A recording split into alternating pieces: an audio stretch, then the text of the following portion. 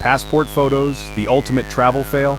I mean, why do they always look like mugshots from a low-budget true crime documentary? Seriously, you planned the trip, booked the flights, and now the photo that's supposed to get you into exotic locales looks like you just got arrested for stealing Wi-Fi at a hostel. It's a conspiracy, I tell ya. But fear not, fellow travelers. Today we're diving deep into the abyss of passport photo despair. We'll uncover why it happens, how to survive it, and maybe, just maybe, how to fix it. Let's do this.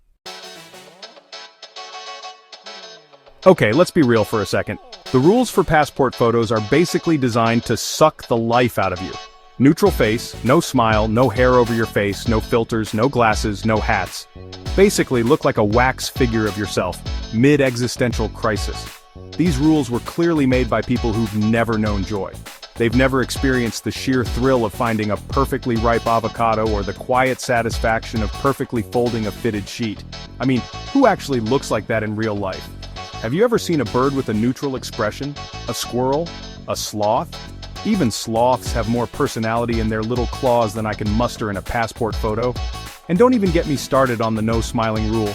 Smiling is like the universal language of kindness. It's how we connect with strangers, disarm awkward situations, and show the world we're not plotting world domination. But no, apparently for international travel purposes, we all need to look like we're about to star in a documentary about the world's most boring potatoes. Let's talk about the lighting, folks, because it's not just bad, it's criminal. Passport photo booths and post offices love lighting you from above like a villain origin scene. Every pore, every regret, every sleepless night, highlighted in glorious 4K. You didn't age 10 years in the queue, we just lit you like an interrogation scene. Mwahaha. It's like they're trying to expose your deepest insecurities, one unflattering shadow at a time. And the worst part? You can't even fight back. You can't exactly whip out a ring light and demand better angles when you're standing in line with a bunch of strangers who are just as miserable as you are. So you've mastered the art of the neutral expression. Congrats, by the way, you're one step closer to becoming a robot overlord. But wait, there's more. Now you have to face the camera head-on with your shoulders back and your neutral expression. This is not how humans exist, people. We're meant to tilt our heads, lean in, maybe even throw in a little shoulder shimmy when the mood strikes. But no, not in the passport photo universe. Here, you're either stiff as a board or looking like a deer that just realized it forgot to file taxes. Honestly, it's a lose-lose situation, but hey, we're all in this awkward pose club together, right? Okay, here's where the real fun begins. You get one shot, no test runs, no redo, just a countdown. 3, 2, blink. And now, my international identity looks like I'm starring in. I mean, it's enough to give anyone performance anxiety. Oh, absolutely. You start second-guessing everything. Is your head tilted too far? Did you blink too slowly? Do you look like you're about to sneeze? And then, of course, you get the photo back, and it's even worse than you imagined. Yeah, blink before the flash, not during. We believe in you. Barely.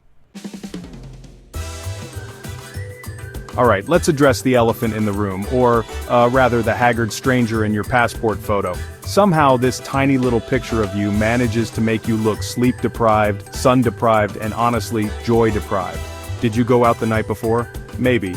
But even if you slept 10 hours and wore your best shirt, the photo still screams, I haven't eaten a vegetable since 2014. It's like the camera captures your soul, or at least the part of your soul that's still recovering from that time you tried to assemble IKEA furniture without reading the instructions. So, hydrate, sleep, and, well, just accept fate. So, can you actually look good in a passport photo? Sort of. It's like trying to teach a cat to play the ukulele. Possible, but highly improbable. Oh, come on, we're optimists here, right? So here are some, maybe it'll help, maybe it'll make it worse tips. Alright, let's hear them.